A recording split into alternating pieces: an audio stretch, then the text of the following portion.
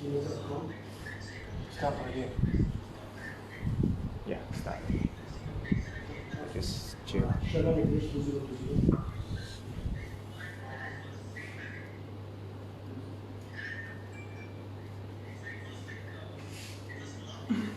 We started already, right?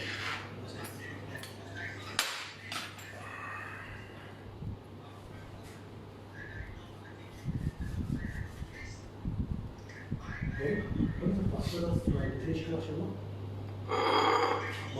What's the password of British Commercial?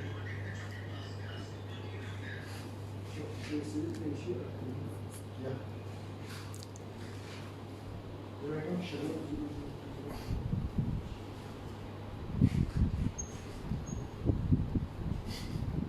Just waiting for a charge. This phone is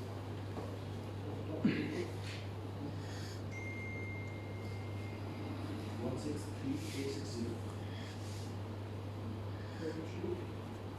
163,860. 850.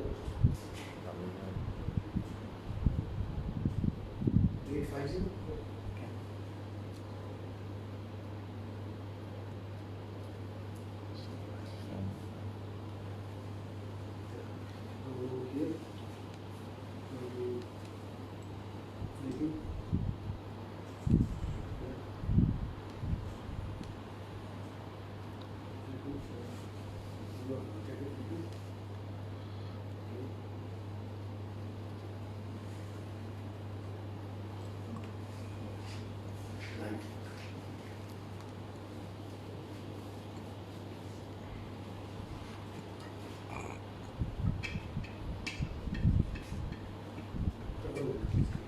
Maybe better on this one. Just yeah. That's it. Cheers.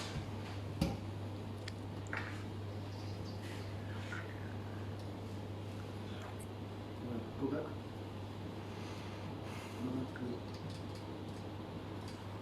Light. What is this? Yeah. Press this. Flipping the first flipping. Flipping right. Other way around. You have your curiosities about double O flour, right, Nathan? Here's your double O flour. This is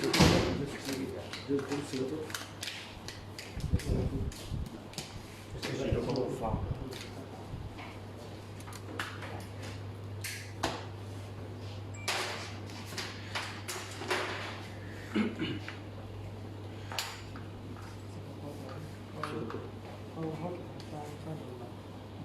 Post publish. Publish. Live. Live. Yeah. Yes. I can you have to press the button. Okay, good afternoon everybody. I am Chef Rob and welcome to another episode of AtCat Online. Today I'm going to be making for you a pasta, fresh pasta, teaching you how to make it using one method, okay? And basically after that I will do just a simple aglio olio just to show you how the end result can be with your pasta, okay? Now, for me I don't want you to focus too much on the recipe itself for the aglio olio, okay? For me the important part is the process on how to make the pasta, right? So I had a few questions actually, people asking about what double O flour is. So double O flour is an Italian wheat flour, okay? It is low starch, low gluten, low protein, okay? So it's very similar to what pastry flour or cake flour is, okay? That people are more used to using. But the difference between this is that it's very, very fine, okay?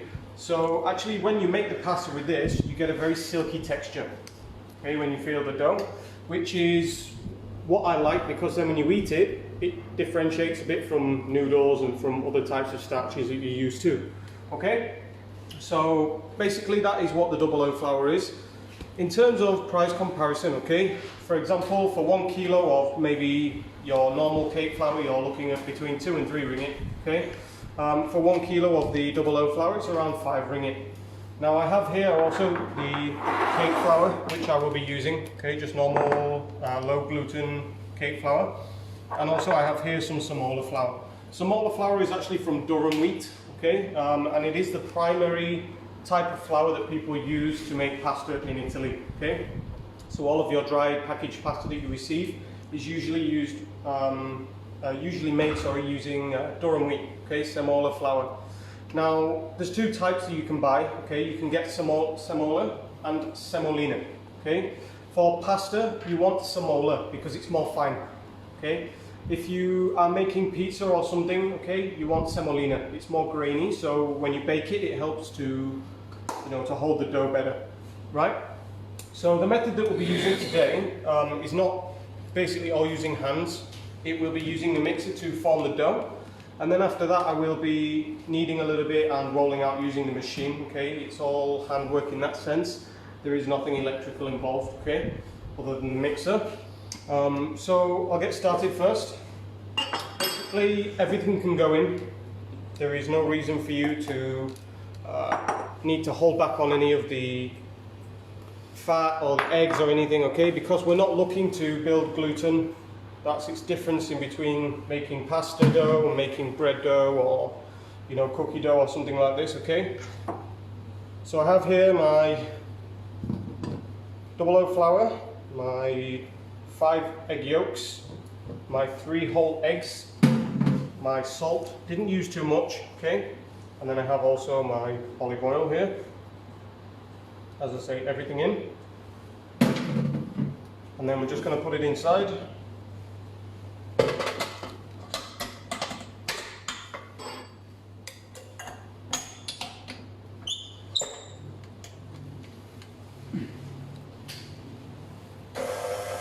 And we start off low speed first because we do have flour in there, we don't want it to fly out everywhere.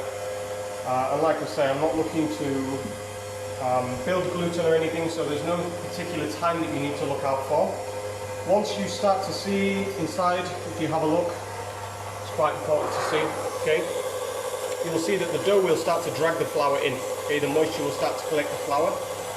That is basically the same as if you was to make it without the mixer, okay? If you was to do it by hand, you would make a well, you would put your liquids in the center, and on the outside you would have your flour, and you would slowly incorporate the flour into the wet mixture, okay? So once it starts to form, you can turn the speed up a little bit. As I say, all we're looking for is just to clean the bowl, so that we know that the flour has collected and all bind together.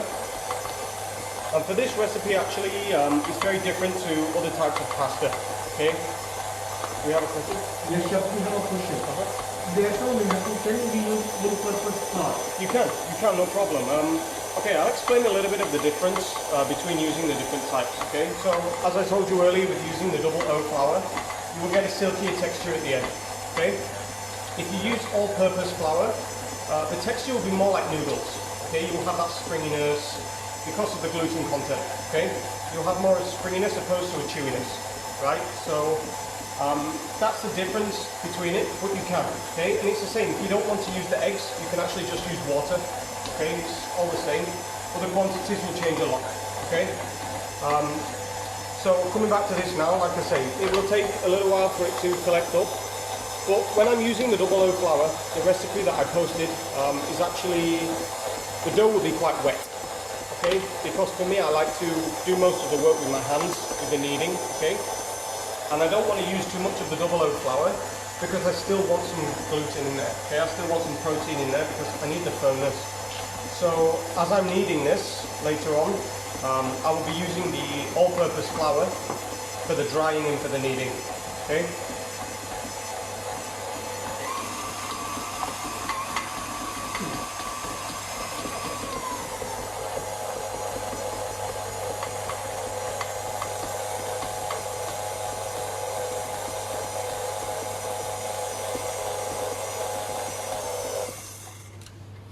Okay, bring that down a bit.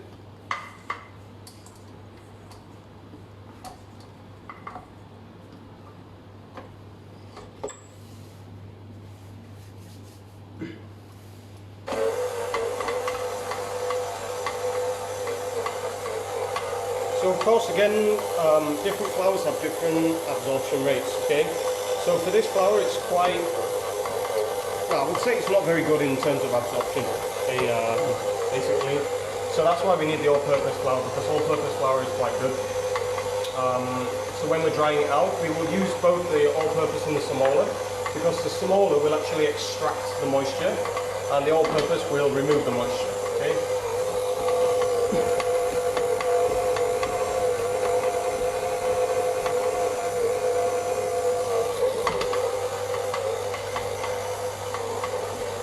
Okay, so that's about as much as we need.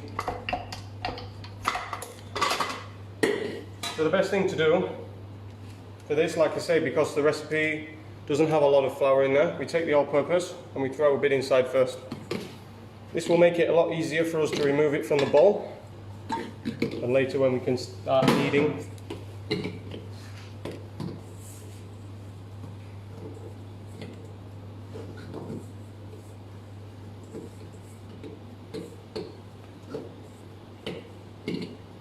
Okay, so we can bring it out onto the table. So for this, it's going to be quite messy. Okay, it's going to take a bit of time because as we are kneading it, okay, we're going to strengthen the dough, of course. So basically, you fold one hand over, two hand over, and then you roll a little bit. So this is going to help to run the flour through that's around the outside through to the center of the dough. Okay. So that way we're going to get more evenness, and you will see that after a while of doing this, you will see that it starts to get sticky. See, very fastly the flour is absorbing.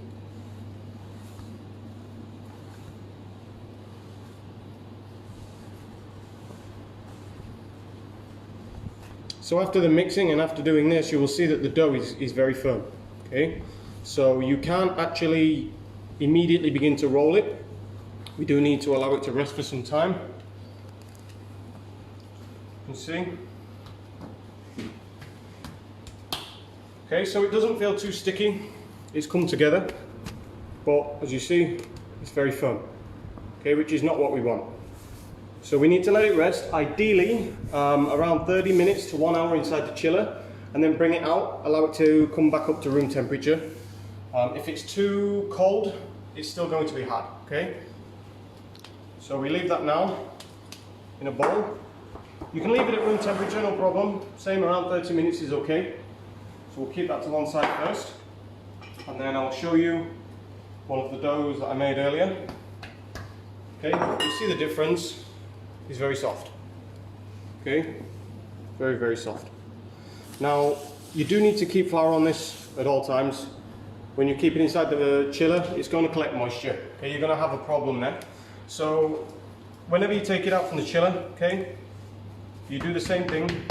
We flatten it out, and we begin to knead again to work that flour in.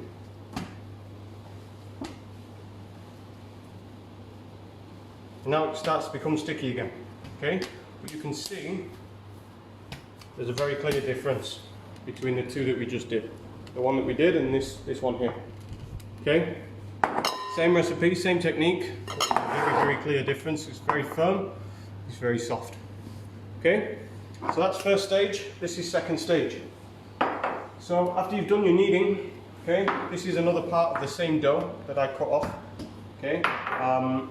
After you've done your kneading, you're going to let it sit again, make sure that it's soft again, and at this point you can do your portioning, okay? So for this one, if you cut it into 4 pieces, it's more than enough. 1/4 will be good for 2 portions, something like that, okay? So this is around 1/4, something like that. So basically what I'm going to do is I'm going to start to roll it. Now, I'm not going to show the entire process because this is where the time is, okay, in rolling it out, drying it and things like this, but I will show you a little bit and explain a little bit also so that you can understand. Okay, so we have our dough. It's best to take a rolling pin just to help flatten it out a bit.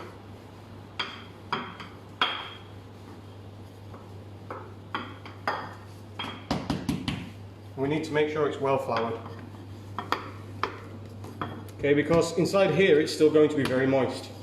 And if we roll it through the machine now, it's going to tear a little bit. You can totally fix it, there's no reason to worry at all, okay? But we need to make sure that it's a bit thinner so that it will fit. Okay, So onto our machine now. I put a bit of flour inside the rollers, okay, to make sure that if it does stick, at least it will dry up and it will be able to come out as well. This machine is just a normal pasta maker, noodle maker, okay? You can buy them anywhere online, they're quite cheap. So, you know, if you don't have one of these at home, don't worry, you can still just use the rolling pin and later use a knife to cut yourself. But for accuracy, it's much better to use this, okay? So, what we're looking for here is that you will have 6 points, okay? On here, it goes from number 1 all the way down to number 6, okay? So 6 is the smallest, 1 is the largest, the gap in between the rollers, okay? So what we're going to do is, with our dough, we're going to take it, we put it in. And for this one, don't worry, because the idea is that we just want to get the dough rolled out, we need to get it dried. The shaping you can do later on. Okay, so you will see, after 1, that the flour that was on the surface starts to run off. Okay, so you need to make sure that you always keep a bit of flour on it when rolling it through. Because every time that you're pushing it through the rollers, moisture is getting pushed out from the center, coming to the surface. Okay, so you need to absorb that, otherwise your dough is going to become sticky. So once you have this, you fold in half. Make sure the 2 points meet. Okay, that way you're going to get even. Press it down, square it off, and roll it through again.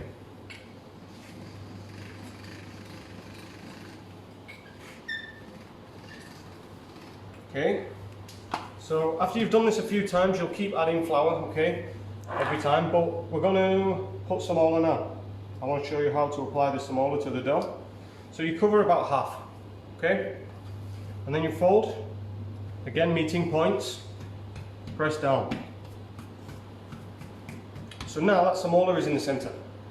So when we roll it through, it's going to push the moisture even more to the surface. So when it comes out, it's going to be even more wet than if we just used the plain flour, okay?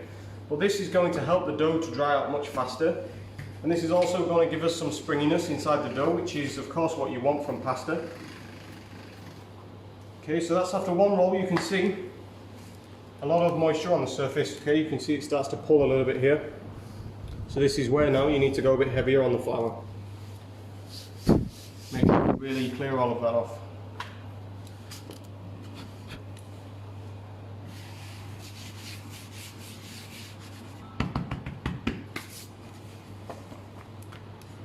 Same thing, we fold again.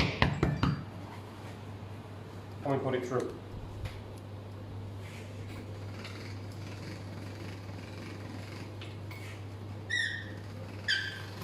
Okay, so you'll see this time, because we went heavy on the flour, that there is still a lot of traces of flour on the dough. You need to make sure you work these in also. If not, you're going to have patches of flour inside the dough.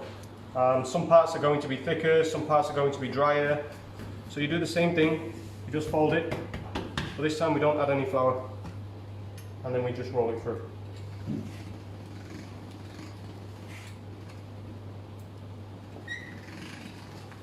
Okay, so you need to keep doing this process until you start to feel the dough drying up. Okay, again, I'm not going to keep doing it because it's going to take around 20 minutes, 30 minutes, something like that. So this one I will keep aside for now, and I will show you one that I made earlier. Okay, so this one I've already rolled a bit. So as you see, it's been sat for a while, so it's oxidized a little bit. Okay, this is why you need to do the pasta from start to finish as soon as possible. Okay, but for the purpose of showing you, it's no problem. So we take, same still, we don't change anything. Okay, and we roll through.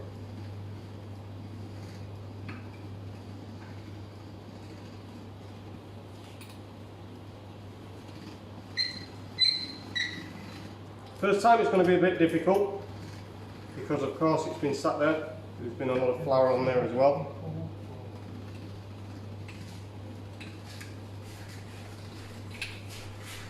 Okay, when we have this, we've just folded in half again. This is going to sort itself out. It's just that flour dried on the surface, so it cracks a little bit, no problem. Okay, so I don't need to add any more flour to this because as you can see it's already quite dry now. Okay, as I say, it's been sat for a while. So we're going to knock it down now. You don't go one by one, you always skip, okay? So it goes from 1 to 3, 3 to 5, and 5 is the last one that we do for pasta, okay? Why we don't go 1 to 2, chef? Because you don't feel much of a difference, okay? In terms of jumping, the gap is very, very small. It's maybe 1 millimeter, maybe even less than that, okay? So by jumping 2, you get to what you need a lot faster, okay? And it's a lot easier as well. So this is on 3 now. You can see that the dough's become thinner, okay? It's started to stretch out a bit. And then because, like I say, this is already very dry, so I can straight away go to 5.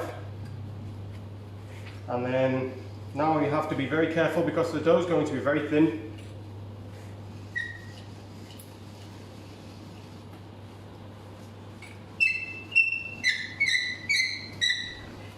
Okay, so then you can see now that this is the length that we want our pasta to be at. Okay, now the reason that it's not so yellow, again, like I say, it's oxidized a little bit, but we don't add any colouring into this. Okay, this is basically just from the egg yolks. So the colour will change if you don't immediately make it. Okay, as you can see from the dough that we made earlier, the colour is still completely fine. The same thing will happen if we leave this sat for a long time as well. Okay, so don't worry. So we trim the edges. These parts we don't need. And then we're going to cut in half. Okay, so from here, now you'll see that there's 2 other attachments here. Okay, these are actually shape cutters. So for me, I don't prefer to use this one because it's more like wonton mee shape. Okay, it's very, very, very thin, and for this dough especially because it's a bit dry, it'll be a bit fragile. So I prefer to use the fettuccine shaping, or pan mee, as some people will say on the noodle maker. Okay, so we change, and then we just hold the edge in, and we begin to cut.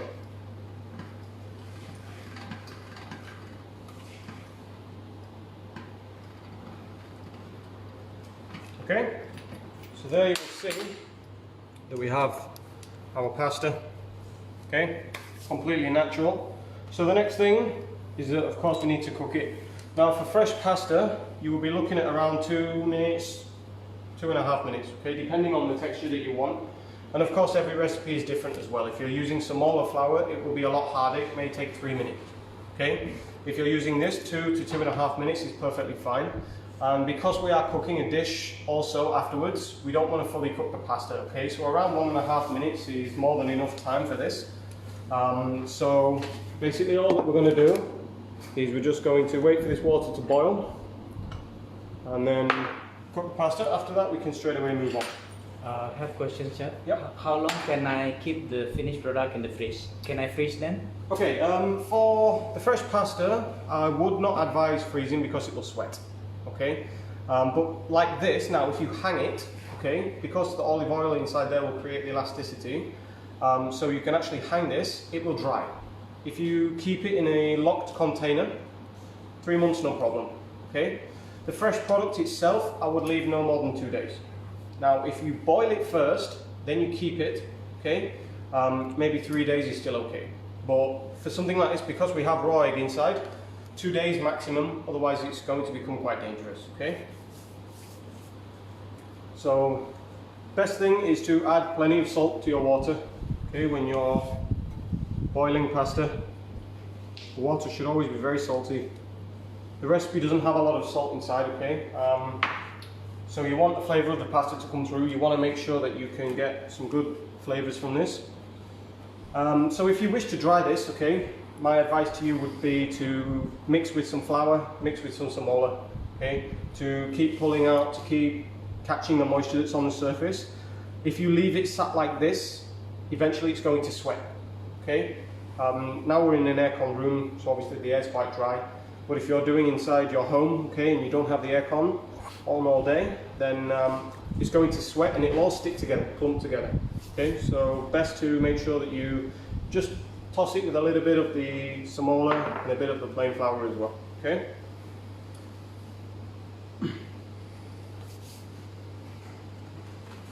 Another question: what is the best substitution if we can get the double O flour, and then can we use normal flour if you don't have? Okay, yeah.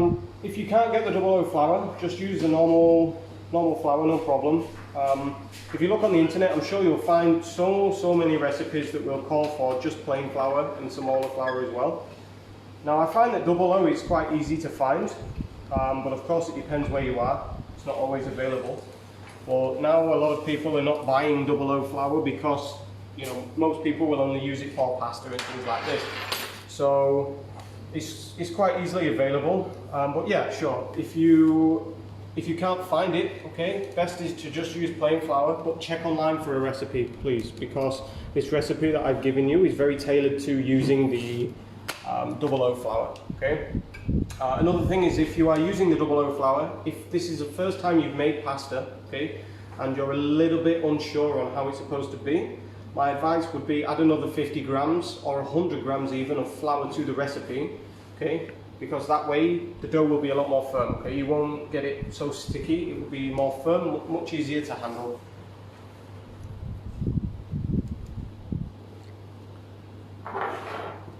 Keep this one down. See? It sweats, okay? This is what you need to be very careful of.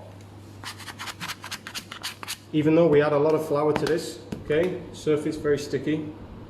So whenever we store it, we always need to make sure we keep a good layer of flour on there.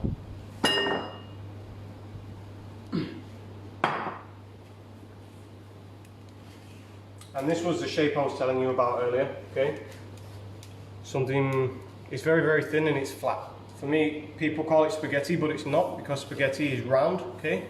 So for me, this is why personally I prefer not to use this shaping. But of course, if you don't mind about the shapes, you just want the pasta, then there's no reason why not.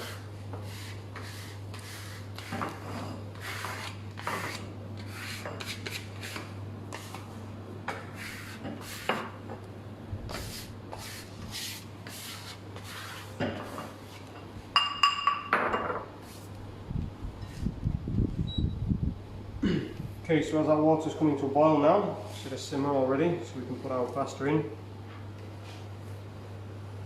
As I say, around 1 minute is enough.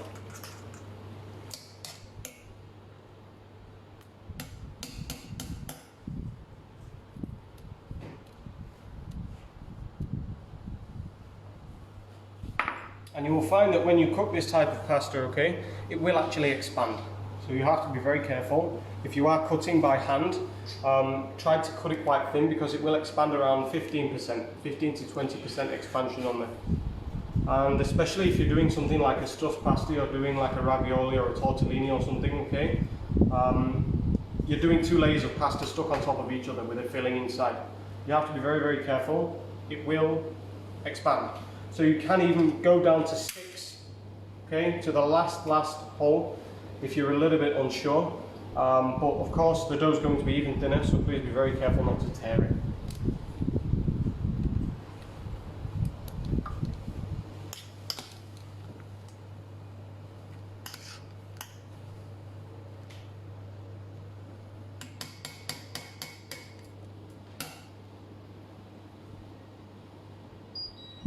Okay, so as I said, we're going to be cooking this so we can give it less time.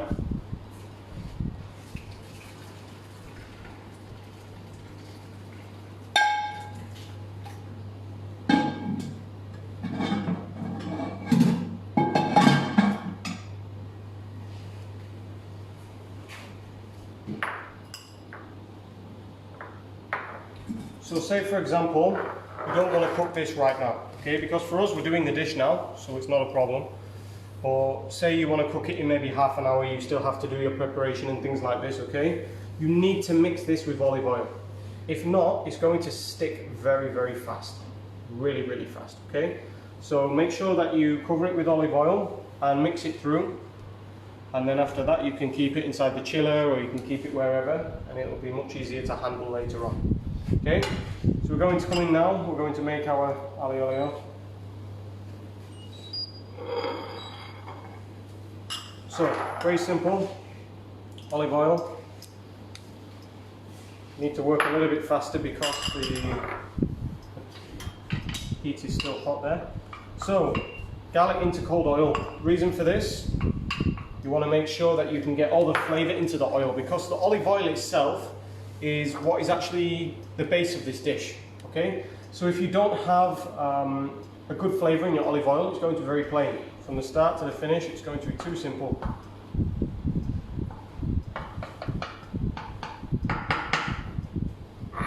Okay, so the idea is that we want the garlic to be a little bit crispy. So we leave it sat inside the oil there. Other than that, we have our chili, okay, which is just sliced. We have our pasta we just cooked. We have parsley, we have chili flakes, okay, and our salt from earlier on. You can go with pepper, you can even change what you put inside. If you want to put mushrooms, you want to put some meat inside, you can also. There's no reason why you can't. Okay, so we're just going to increase now to a medium heat. So the flavour will have come out into the oil a little bit now, and then we can start to fry them. A lot of people get the misconception about this dish actually, that you know, they try to cook everything on high heat and just fry. So for me, this is why I feel like a lot of people fail this recipe, is because they don't actually take the time to do this with the garlic first. You will notice a real big difference if you actually just fry the garlic. One, you get good texture from the crispy garlic, okay? And the second part, you also get a lot better flavour that comes out into the oil, okay? So the oil is not just a plain olive oil taste anymore, it's actually very strong in garlic. So as you see now, as they start to fry, the heat has transferred, so they're all getting hot together, which means that nothing will burn, okay, provided you take control. Don't blast high heat, go for a medium heat, gradually build, okay.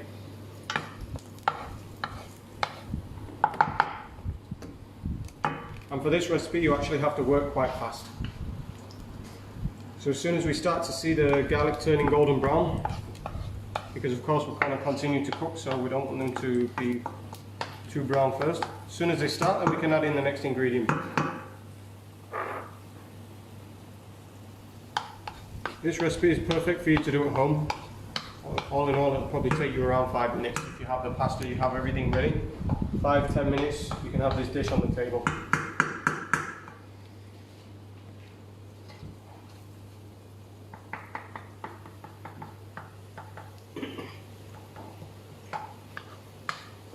Okay, so you can see it's starting to get some colour now, it's starting to dry up.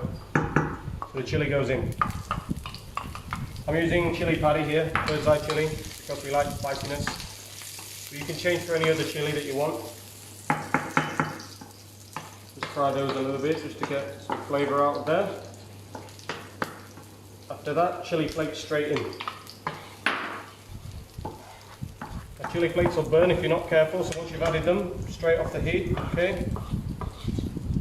Then you go in with your pasta from earlier.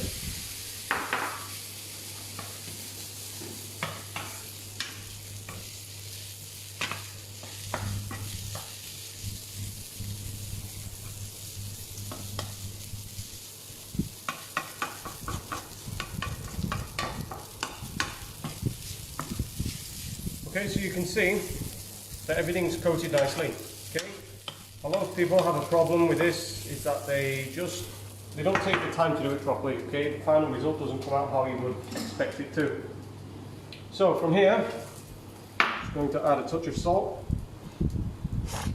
Again, you can add the pepper if you wish to, and take some of our parsley.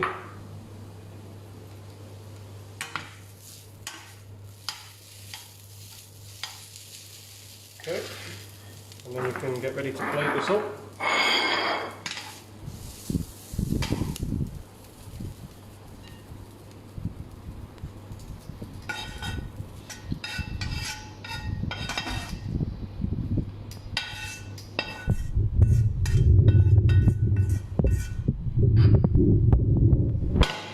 Okay, so you can see that from start to finish, okay, it's actually very fast to do the pasta. Fine, maybe 1 hour, 1.5 hours from start to finish, you can have pasta on the table. Okay, so you know, the last thing is that we just need to add the parmesan. much as you like.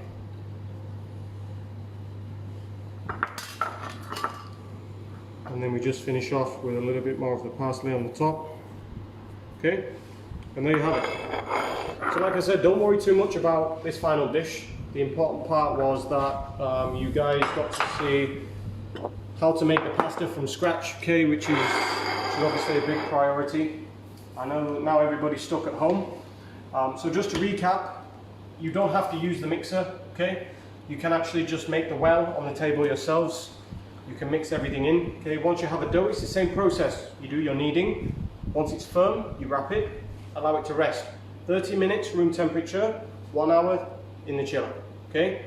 After that, you take it back out, you portion, okay? Then you use your rolling pin. Now, if you don't have a pasta machine, you can just use the rolling pin alone.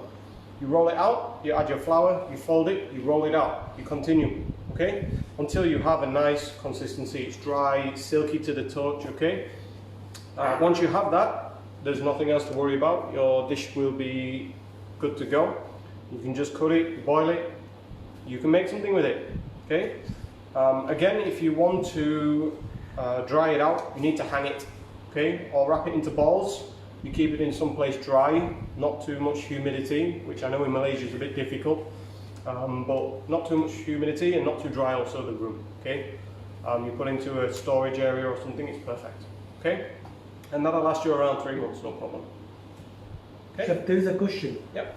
There's someone who's want to know more about the 9-month culinary program and how does it work out. Okay, yeah, basically just like any other program that you would find, okay, in the sense we're quite unique in what we do, okay. We have 3 different levels, so we start off in basic, we go to intermediate, and we come out to advanced. And basically you can come in with literally no knowledge at all. It doesn't matter if you are young, you're old, you're looking to change careers or anything, if you just have a passion. So basically you can come in, you can learn everything that goes from how to handle a knife, how to work in a kitchen, and you can continue to learn all things cooking. We do eggs, potatoes, we even do pasta also in basic level, okay? Then you come to intermediate, you start to learn more about cuisines and, you know, all different types of Asian cuisine and things like this, and some more difficult techniques like sausage making and things. And then you come into advanced, where you will learn more about fine dining. You'll see more technical cuisines like Japanese, French, things like this, okay? So you can basically go from 0 to a chef in 9 months, okay? And for us, that's why we enjoy teaching this, because we are 80% hands-on. We have 3 weeks of theory out of 36 weeks, you know? So it's absolutely perfect for anybody that really wants to learn how to be a chef, okay? So, if there's nothing else, I would like to thank you for watching, okay? I hope you can try the pasta at home yourselves and enjoy it. Thank you to our frontliners. Again, you know, I'm sure we say it every day, but it's important to thank them at this time because, you know, they don't get a lot of help from everybody else. So thank you to them. Thank you to everybody that's staying home, staying safe, okay? Hopefully we are through the worst of it now and we are coming out on the better side, okay? So if there's nothing else, that is all from me. Thank you very much. I hope to see you again soon. Thank you. Thank you.